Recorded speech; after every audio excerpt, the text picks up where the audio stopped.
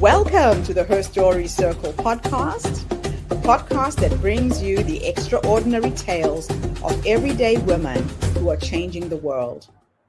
I'm your host, Gertrude Mache, and I'd like to acknowledge traditional custodians of the land on which we meet today. I also like to pay my respects to elders, past, present, and emerging. Every week, we dive into the lives, challenges, and triumphs of women from all four corners of the globe. We're here to inspire, enlighten, and connect, sharing stories that uplift and empower. So grab a cup of coffee, settle in, and join us as we explore the incredible journeys of women shaping our future. This is Her Story, where every woman's voice matters.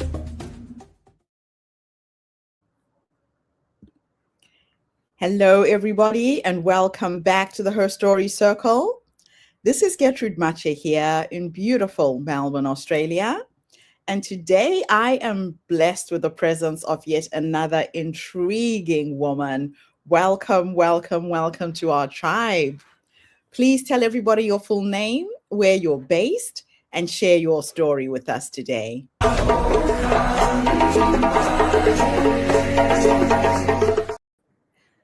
Gertrude, thank you so much for having me. It's such an honor to be here to talk with you and everybody else that's online. My name is Karen C. I'm actually not going to give you my last name because I do a lot of online social media stuff and I don't want people to find me. Best way to follow me is through my TikTok, Instagram, or Facebook. Happy Mom and Grandma is my handle, is what we call it. The story that I want to tell today is that I became an accidental influencer on social media. I'm 53 years old. Like, I never wanted to become a social media influencer. So a couple of years ago, Donald Trump was coming through my hometown and barely survived his first administration. And so there was a group of us on Facebook, moms on Facebook that were going, hey, let's be funny and let's sign up for a seat at his rally and then not go. So there'll be empty seats and he'll, know that we don't support him and blah, blah, blah. So we thought that was funny. So when I went to sign up, I had to provide an email address and I was like, there's no way I'm giving him my real email address. So I created a brand new email address and I put that, and then I forgot about it. And then about 6 months later, I was like, oh man, I wonder what's going on with that. I opened that email address. And I had been watching politically with, aghast and fear and absolute shock and awe about the things that were coming out of his mouth, the things that he was saying, everything that Fox News was reporting on. I'll tell you, that shock that I had became very small in comparison to what I saw in my inbox. I know it's his campaign team, so it's not specifically him that's writing the emails, but his campaign team this was a year and a half ago, was sending 8 to 10 emails to their followers every single day. I happened to be taking a class on cult recovery, religious trauma and cult recovery at the time. And I saw every single cult tactic, every single definition of what makes a cult spelled out there in the emails. The existential threat, there's only one person that can save us, the financial, every email requests a donation, making them feel special. Congratulations, you won this prize. Congratulations, you're one of the top 5% of supporters. I was absolutely shocked by these emails. And so I started I would take screenshots and then I started sharing them on TikTok. I had a TikTok. My kids made me make one. And then I was like, wow, this is crazy. And so I just started sharing them and people started becoming interested and I started getting more followers. And it was interesting. It was interesting and all of that. And I was gaining a bit of a following. As shocked and awed and disgusted and horrified as I was by what was happening, when Kamala Harris came on the scene, and she became the Democratic nominee for president.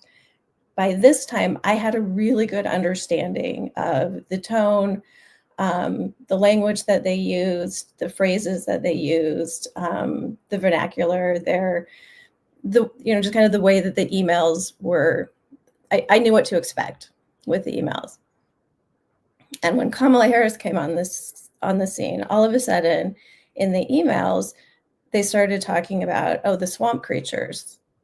And I was like, that's a phrase I've never heard before. Like, they had talked about draining the swamp. They had talked about, that swamp this and that, but they'd never before used the word swamp creatures. And I was like, that's kind of funny. And I made a little joke about it.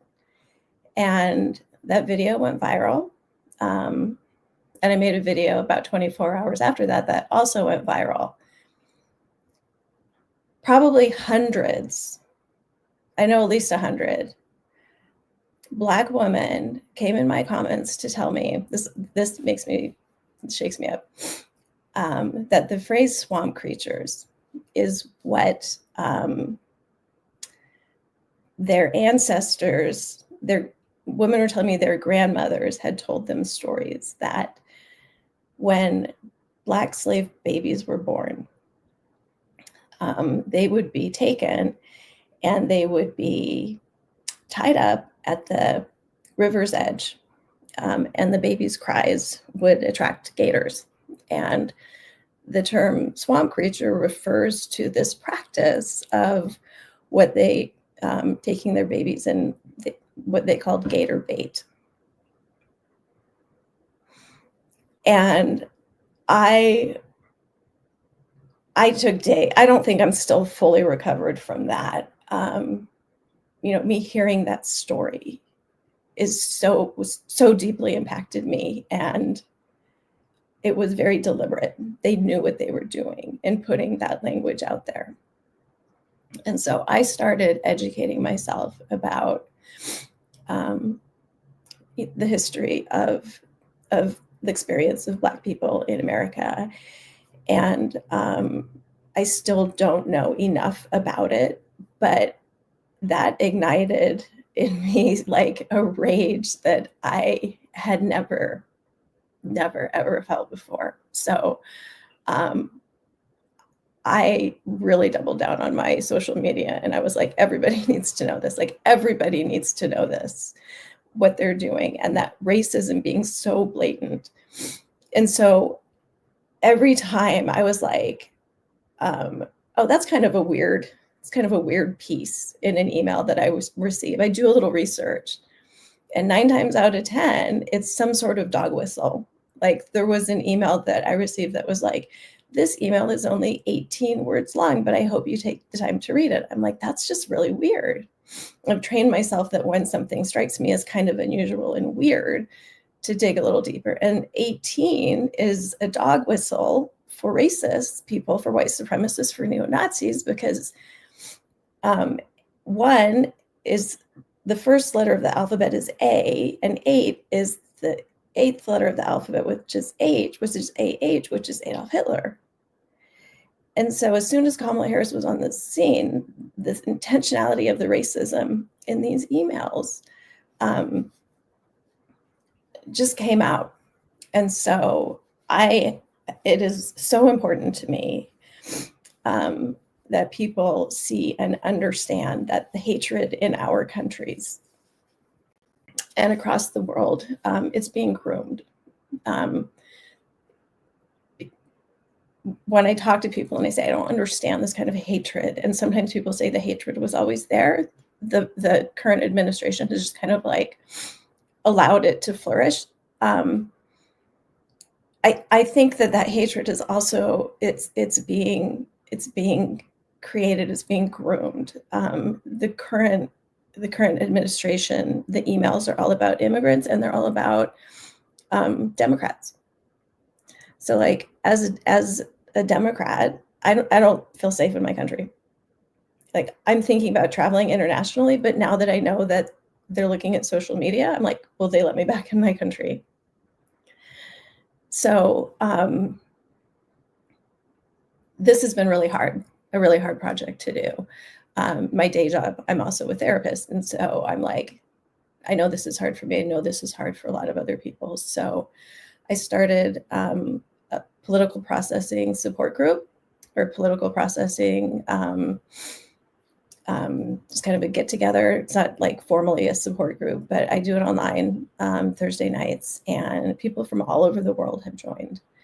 And the point of our get-togethers on Thursday nights are not to talk about, hey, did you see he did this? Did you see he did that? Did you see this happened?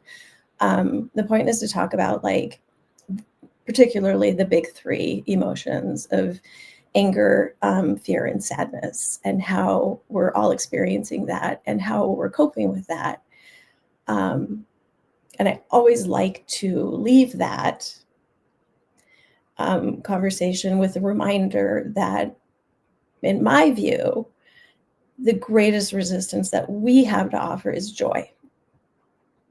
And being able, amongst all of this that is happening in the world, to find some experience of joy in a day, and to sink into that, and to, like, kind of like marinate in that moment,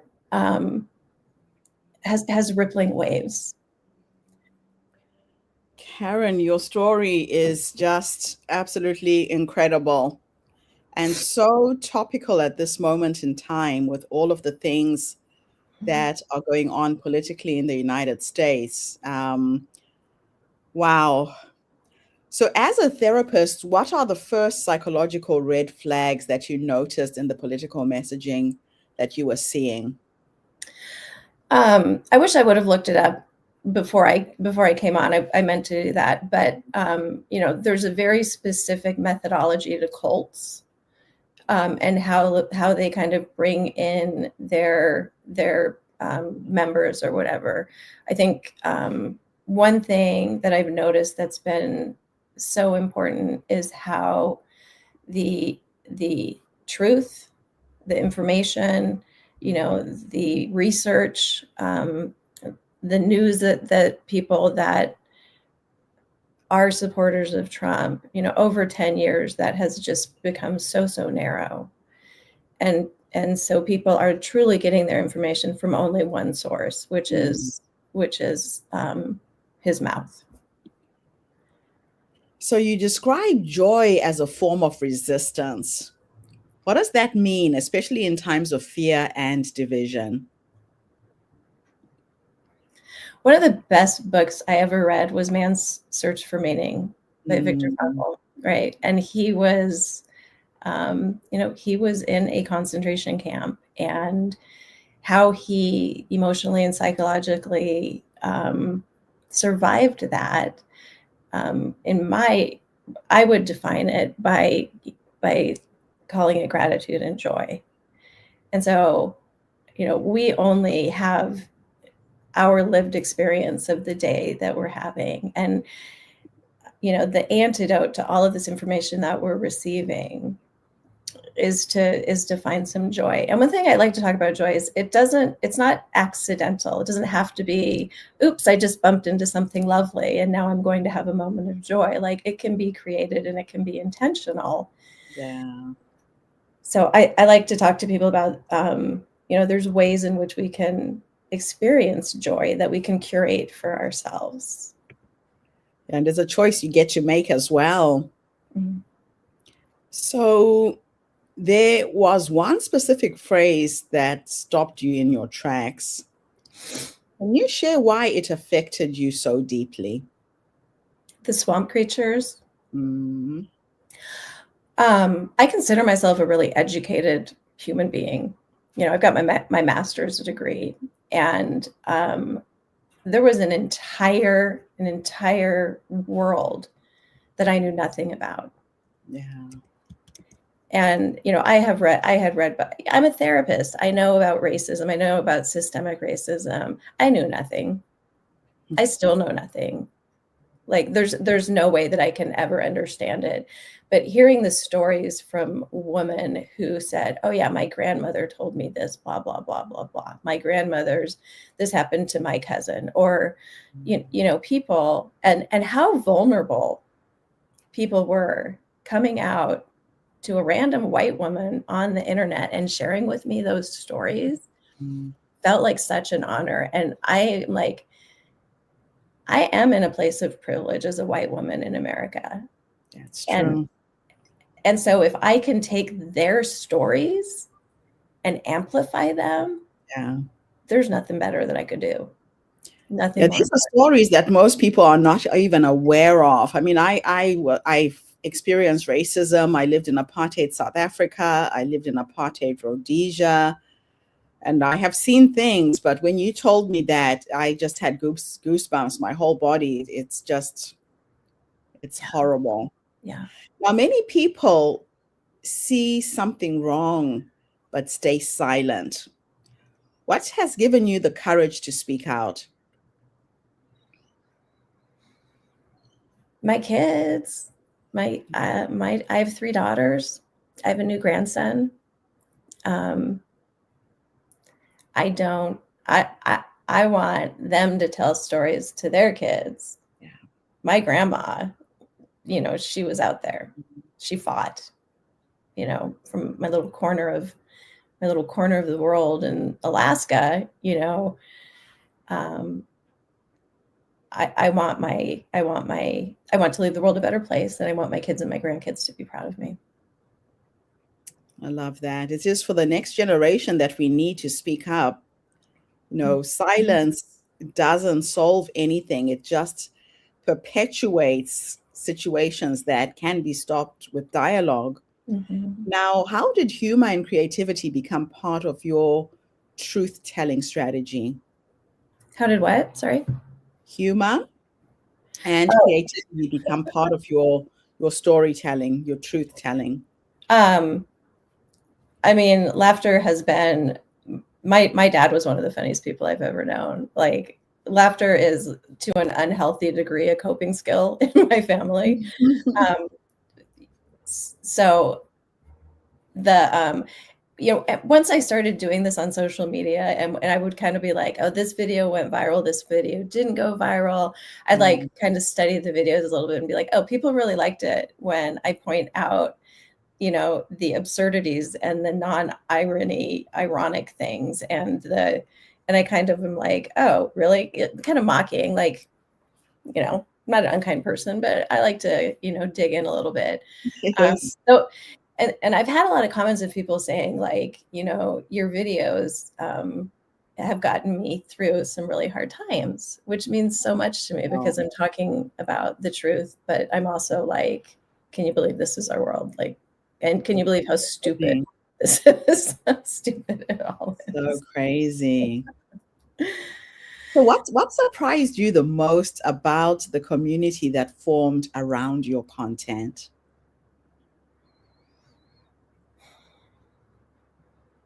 I think what surprised me the most is that it's mostly women. Yes. And I was really hoping there would be a lot more men. But I think women as being the people that speak up. I talk about my privilege as a white woman, that the privilege of a white male saying these same sorts of things is even more amplified. And I'm not, there are a lot of creators online that are white men that are talking about this, but like even my supporters and the people that, like my videos and share my videos and comment with them are mostly women. That's an interesting observation. So how do you personally protect your mental and emotional health while engaging in such heavy subject matters?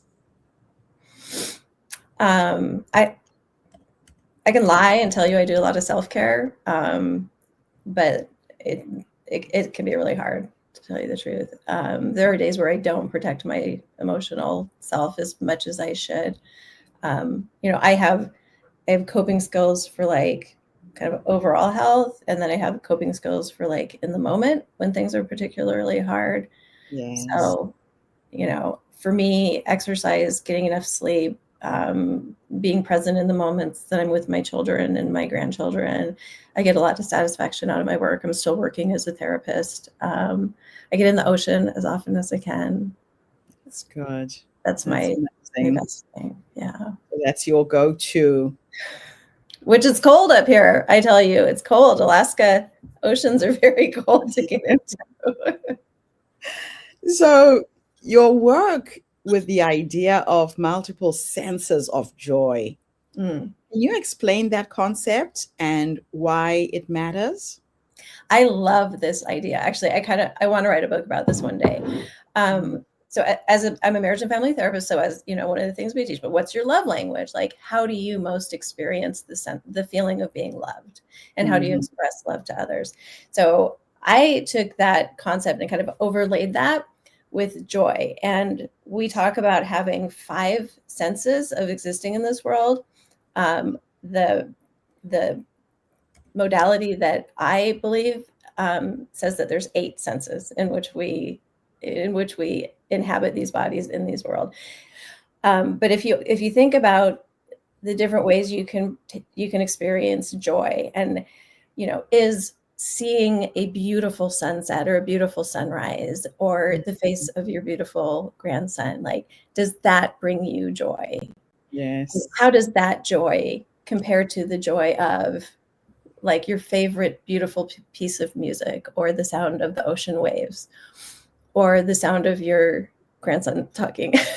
um, so the ways we can experience joy are through sight, through sound, through touch, through being touched and touching other things. That's a beautiful one. Through smell. Smell is so powerful. All of the other senses go through a filter before they reach your brain. But Right. when you smell something, it goes directly to the brain. So it can be very, very powerful. So, a smell that reminds you of your grandmother, or Yes. the smell of the ocean, you can experience joy through that, through taste too.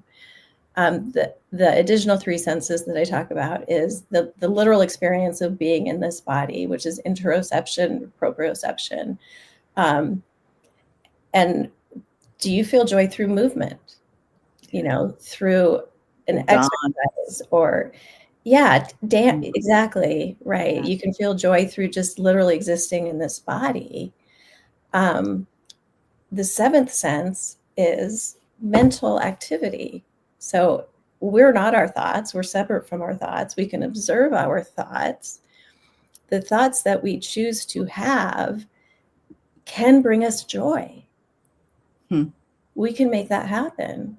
We Yeah. can choose to think about something that brings us joy. We can have a memory.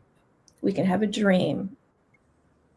We can have just a thought of, I'm okay right now. Yeah. So experiencing joy through mental activity is kind of an interesting one. And Yeah. I think you still kind of have to figure that one out a little bit. And then the That's so 8th, fascinating. is that interesting? Yeah. Because you So can you're think. really using all of your senses. Mm-hmm. But Yeah. the 8th one is the most important.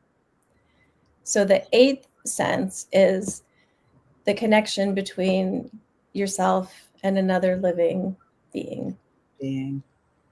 And that can be a tree, it can be a leaf, it can be you and me. Like right now, Yeah. right? Yeah. So the sense of the love that you're receiving, the love that you're giving, the appreciation between yourself and another human being. I can so relate to that because right now my joy is my little grandson. If I just want to space out and forget about all my worries, I go and visit him and I turn into a 4-year-old. I'm on the floor with him, wrestling and I love chasing after him in the house, it. playing games. I love it. And in that moment, I think of nothing else but just being present to him Mhm. and all of the things that he loves. So I can so relate to this. Yeah. So, what role does connection play in healing personally and collectively? The Oh, that's a tough one. Okay. Where do I go with that one? um, I mean, healing can be an individual process, but I think it's amplified when it's shared. Grief shared, I think, is a lot easier to manage. And I think joy shared is absolutely beautiful. One of the great things about being with another human being is it forces your brain to think in a way that is language based and Yes. logical and linear.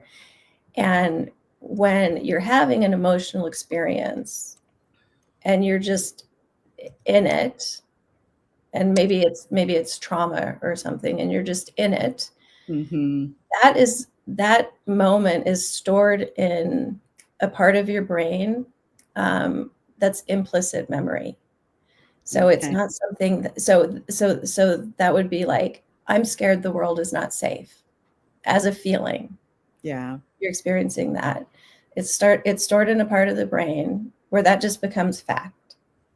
Okay. If you're able to name it, if you're able to say either to yourself or to another person, I'm terrified and I'm feeling hopeless or helpless. If you're able to say that, Yes. that shifts to another part of your brain.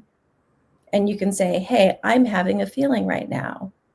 And a feeling is a visitor in my body, and it will come and it will go. And right now, this is how I'm feeling, but this is not my truth, which is Right. when you don't say something and you don't put language to it.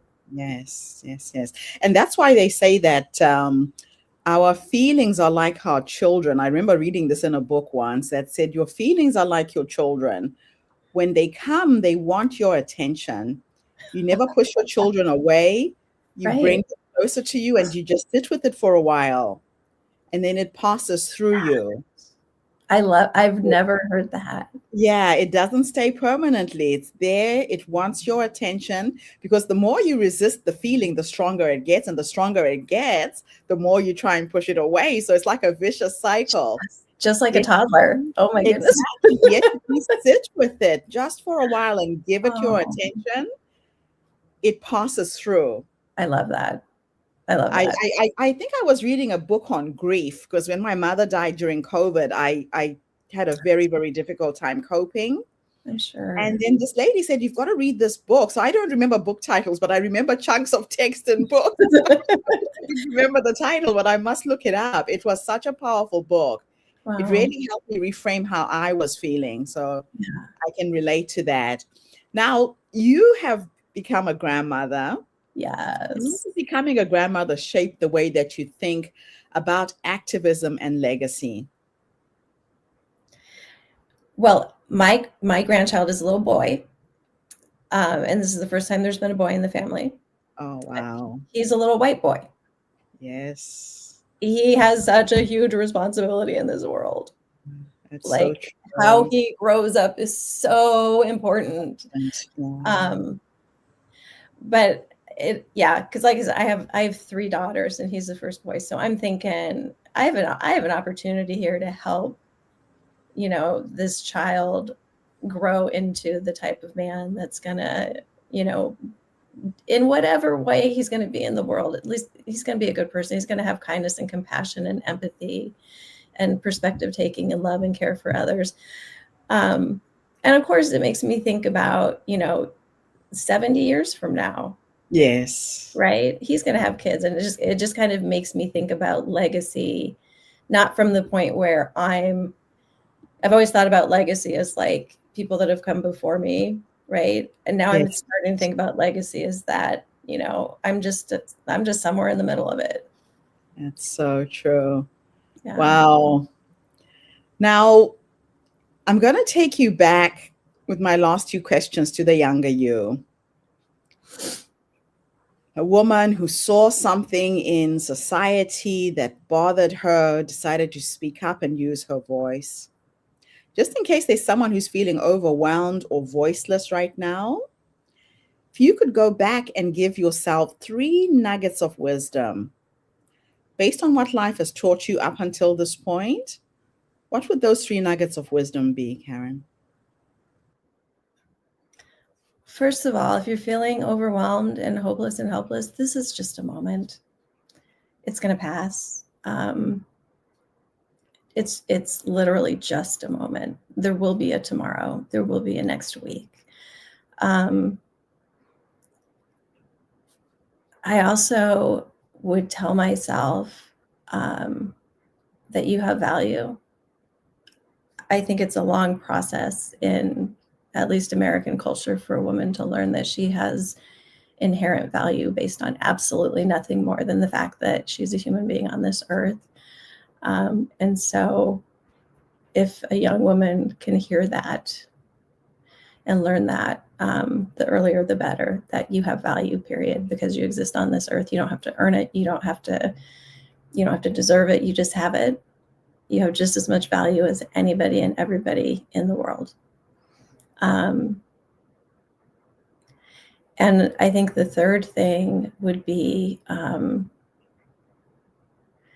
nobody else really matters. Like, I spent a lot of my time trying to please other people, and I think that's another very common thing. But the people that were so important to me, like in high school and college, and when I was a young mother, I don't even see them anymore. Like, I thought they were so important to me. 5 years later, they're completely out of my life. So the people that that you might be trying to impress or might be trying to live your life for, they're transitory. You're you. Stick with you.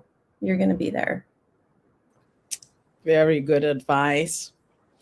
My last question, Karen, is let's go into the future. Let's teleport and meet the 90-year-old you. You're talking about legacy.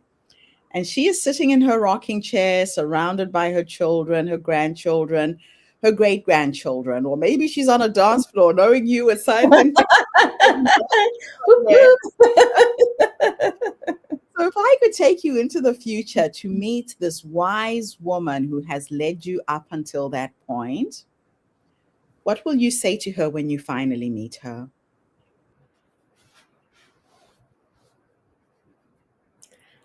I'm going to tell her I'm so proud of her. I'm going to tell her she did good. She did what she was supposed to do, and she lived a good life, and she has a lot to be proud of. Just in the fact that the grandchildren are there, and the children are there. I love asking women this question, Karen, because a lot of women don't realize that the wise woman is already in us. She's that quiet voice who's advocating for you, who's saying, this isn't right. You need to step up. Go left, go right, say yes, say no. But sometimes we doubt her. Mm-hmm. We don't listen to her. We listen to everything else on the outside, but we forget to go within and really be in that quiet place where she speaks to us.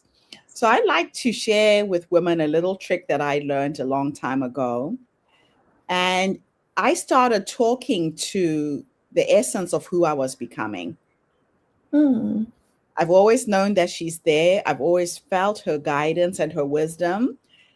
And now when I'm struggling with something and I'm not sure what to do, I tune into the energy of the 90-year-old me and I talk to her.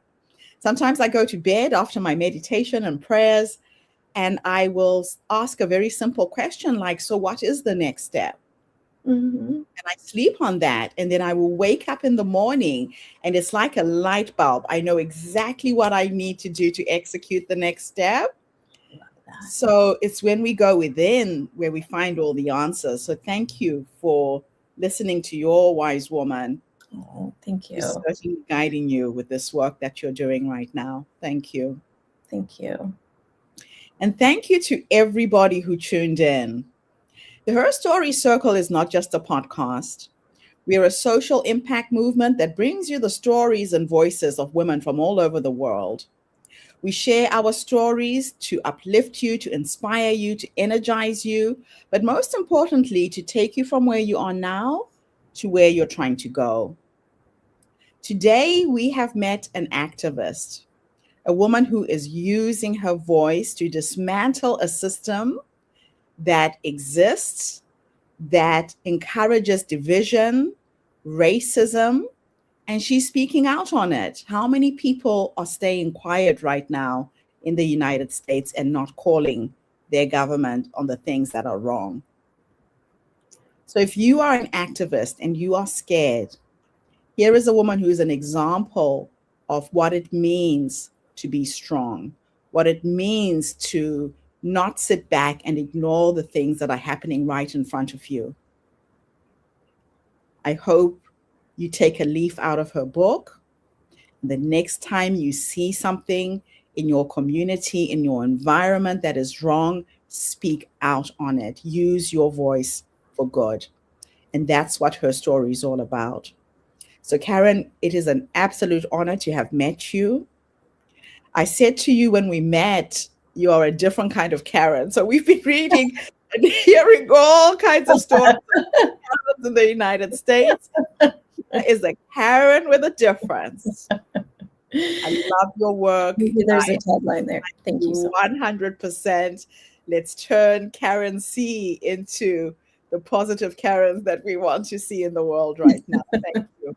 Thank you so much. I appreciate it.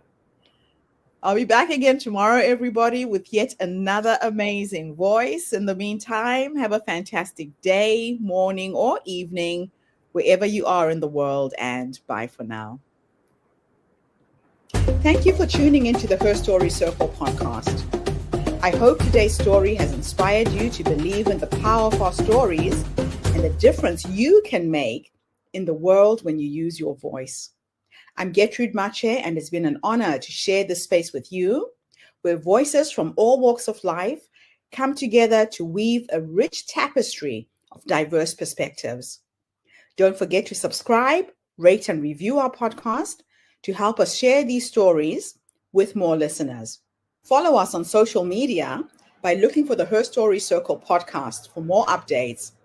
And join us tomorrow for another episode filled with courage, resilience, and empowerment.